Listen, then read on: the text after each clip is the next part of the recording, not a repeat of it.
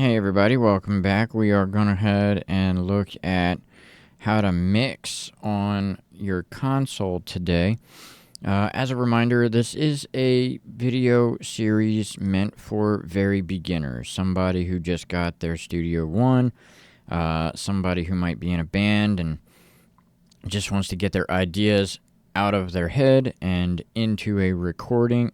This is just down and dirty, very basic stuff. This is not for experienced users. We will be going over a lot of things involving presets and stuff just to get somebody going. And then after this series, we will move into things to improve upon what we've worked on already. But this is just, we've just done some basic tracking. We haven't done many edits. And we're going to do a very, very basic mix today.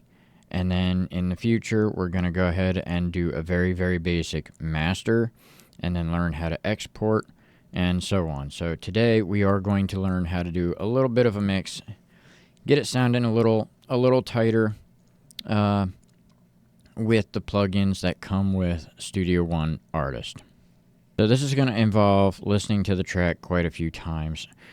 One of the things that I would do normally is the first move would be to go to the vocal bus and the main Novox and put them both to 0. You can do that either by moving the dial up and down, the fader, or you can double tap the number and put in the number that you are searching for. In our case right now, it's going to be 0. We went 0 dB on both of them. They will come in handy in the future, but we are not worried about it after that right now. And then we're going to go ahead and take all the tracks and pull them to 0 at the very bottom. And I mean 0 as in no volume whatsoever. We're just going to pull them all down so that there is no sound whatsoever. And this is what we're going to start with. If you hit play, you shouldn't hear anything except your metronome, which is what we want right now because we're going to bring everything back up. And now is the time that we're going to start concentrating on the main bus, the clipping. When you clip on something, there is a little red box that pops up letting you know that you have been clipping. And that's the first thing we're going to do today is adjust to make it no clipping on the main bus. Okay, so I usually start with my drums, which in this case is the blue one here. So I'm going to hit play, and I'm going to start bringing the volume up until, one, it sounds good, and 2, it is also not clipping. And we're going to continue to do that throughout the entire mix. So I'm going to hit the play button and start bringing up the volume on those drums until it sounds right, but it is not clipping.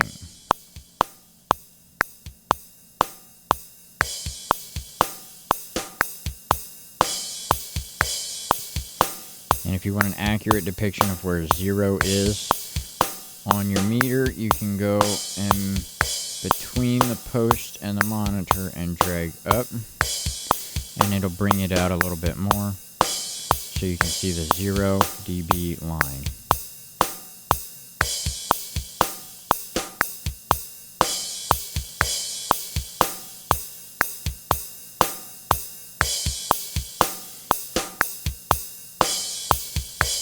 It looks like it's right around -6 on there, which is fine.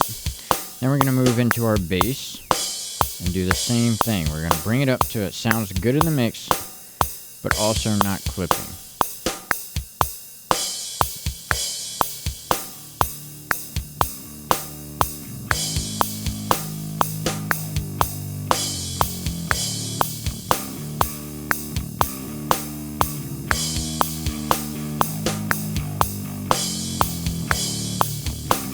Okay, then we're going to move into our guitars.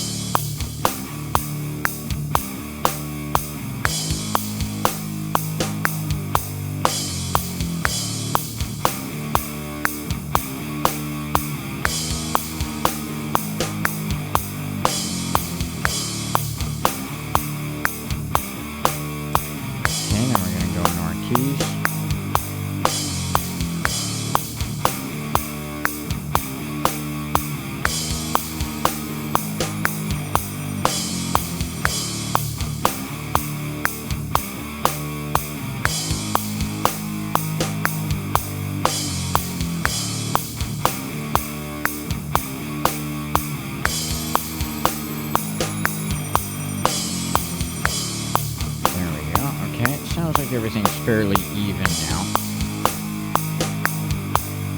Then we're going to go into our vocal bus and do the same thing. We're going to start with the main.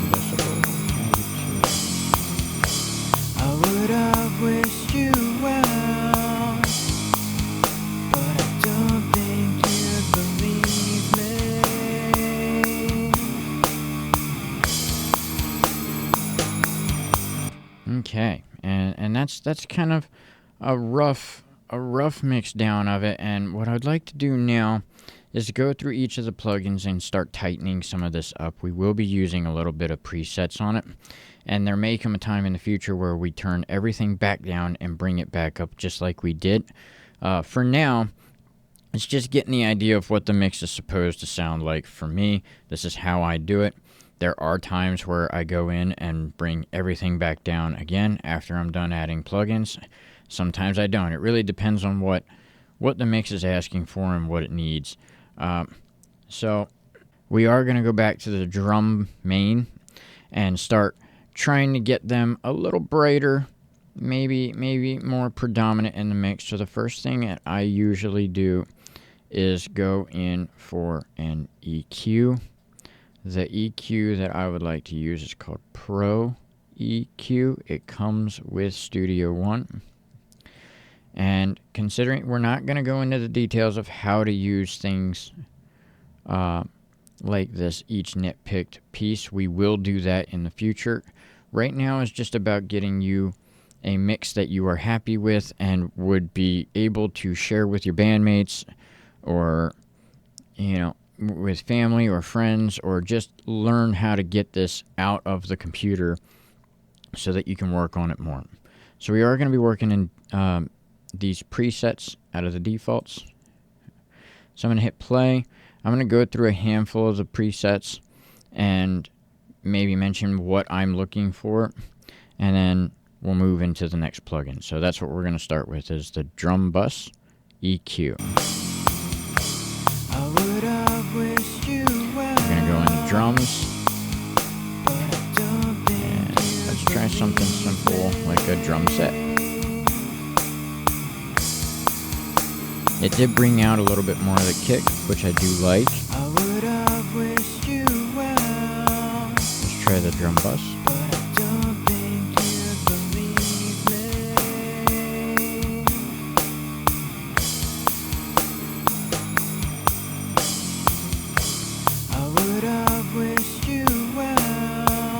Okay, we're going to keep with drum set.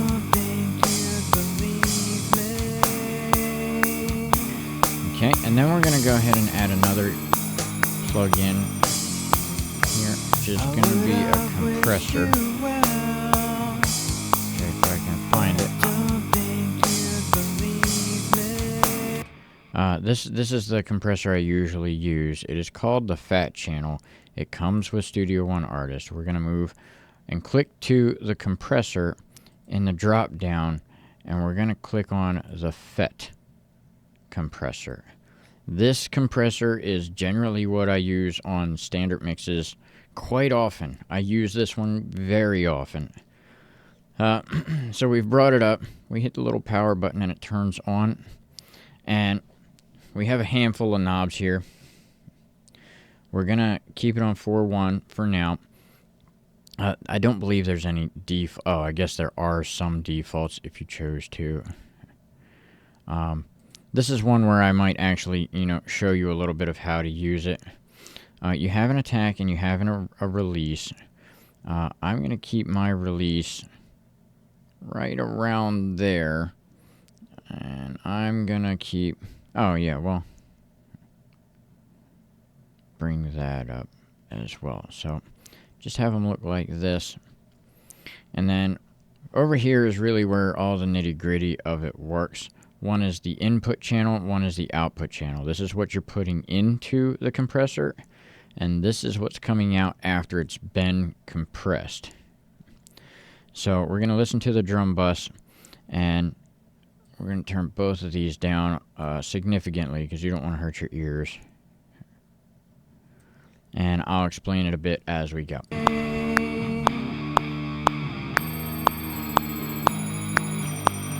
Okay, right now you don't hear anything. That's because you're not bringing enough input. So we'll bring up the input so you can hear your drum. You're starting to hear it a little bit. And then we're going to see how much output.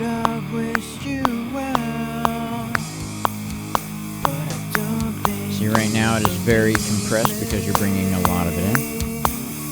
So we're going to drag that down.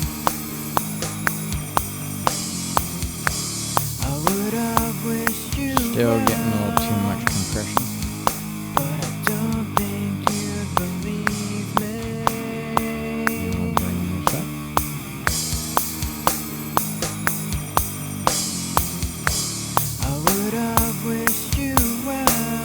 Drag it up.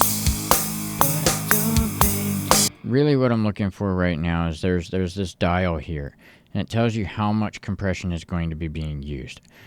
So my goal right now is to get it right around 3 at the peaks. So the hits on the snare drum or the bass should be right in that 3 area. And that's all we're doing for this mix. And you do that by this knob, the input knob.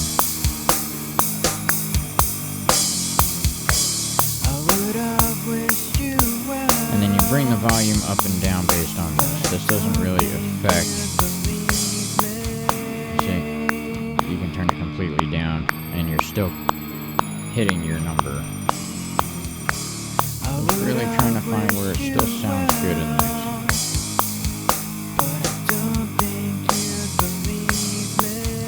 Okay, we're going to call that good. Then we're going to add a limiter.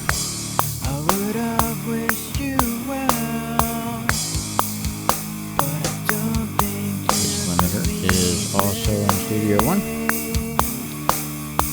And as a default, there is a preset for brick wall.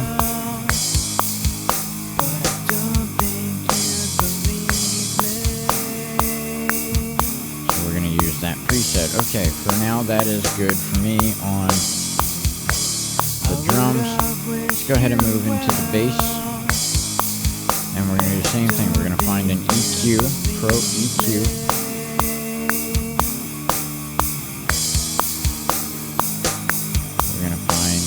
Preset under instruments, round and deep.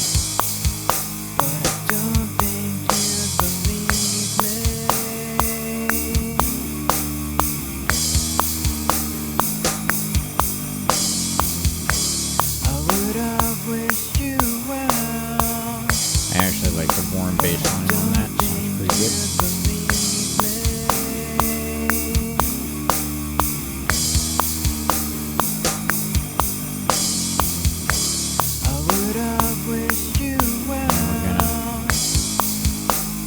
Maybe give it just a tad of compression.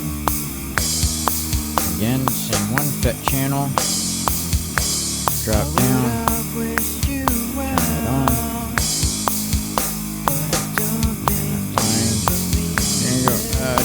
just get it, the needle bouncing. We're not looking for, if it gets too loud, turn it down.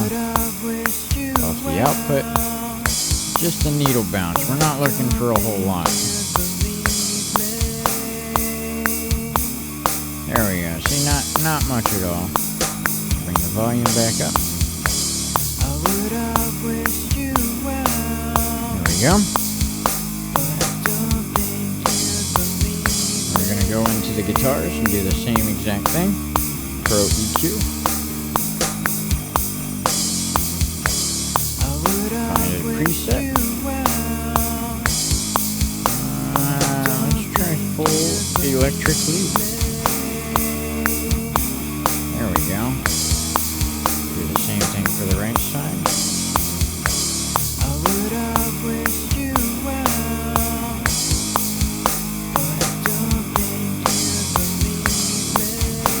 Starting to hear a little bit of niceness come in. Now you've noticed that there is a clip now. The reason why we have a main no box, we can notch this down. We know it's 1 dB clipping, so we're going to bring it down, negative 1 dB, and that should solve the problem. And that doesn't affect the volume of the mix, which is why we have this bus here.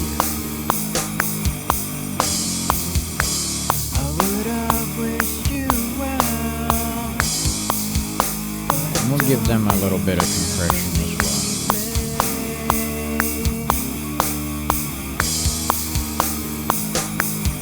Same plugin.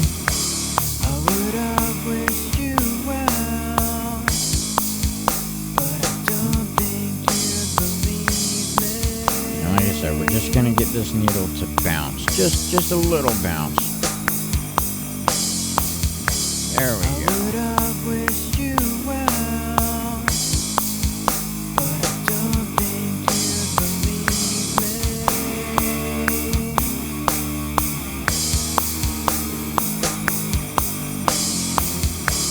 And then go to the right side and do the exact same thing.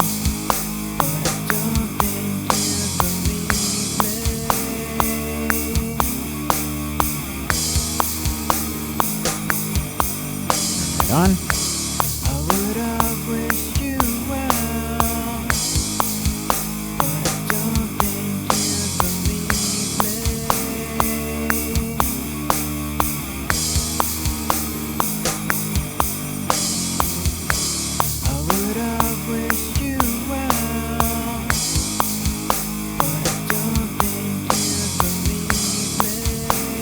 And for this one, we're going to compare left and right to make sure that they are the same number. 11.2 X, and this one's 11.7. We'll bring it to 11.2 as well, so that they're even. This one's 31 input, 31.3.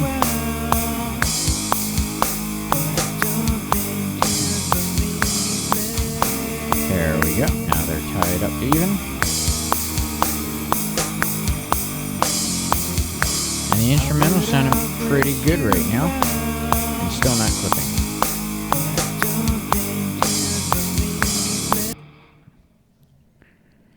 Okay. Well, we've gotten the instrumental fairly well basic mixed. Starting to sound pretty good. We're going to shut off all the plugins that we're not using anymore, because now we're working with the mains and not the tracking. So it's just saving performance doing that. Another side note down here, speaking of performance, there are two bars here. One runs the CPU performance, and the other one, I believe, is your cache, your disk performance.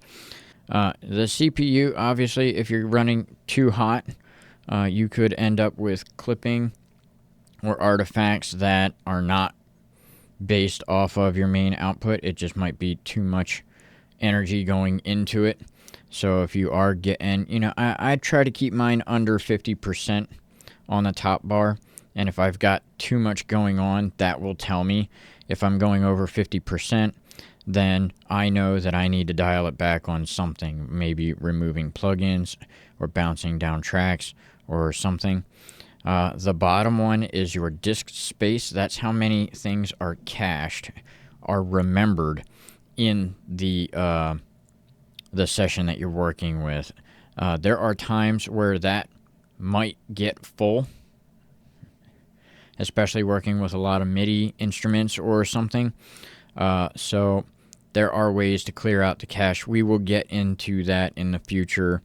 I'm sure I'm going to end up having to clear out my cache at some point as well too. But that does help with the performance, and there are some other things you can do as well to mitigate that. But I think that will do it for today. Join us next week, and we'll go over mixing your vocals and getting them a little tighter, and we'll work into doing mastering afterwards.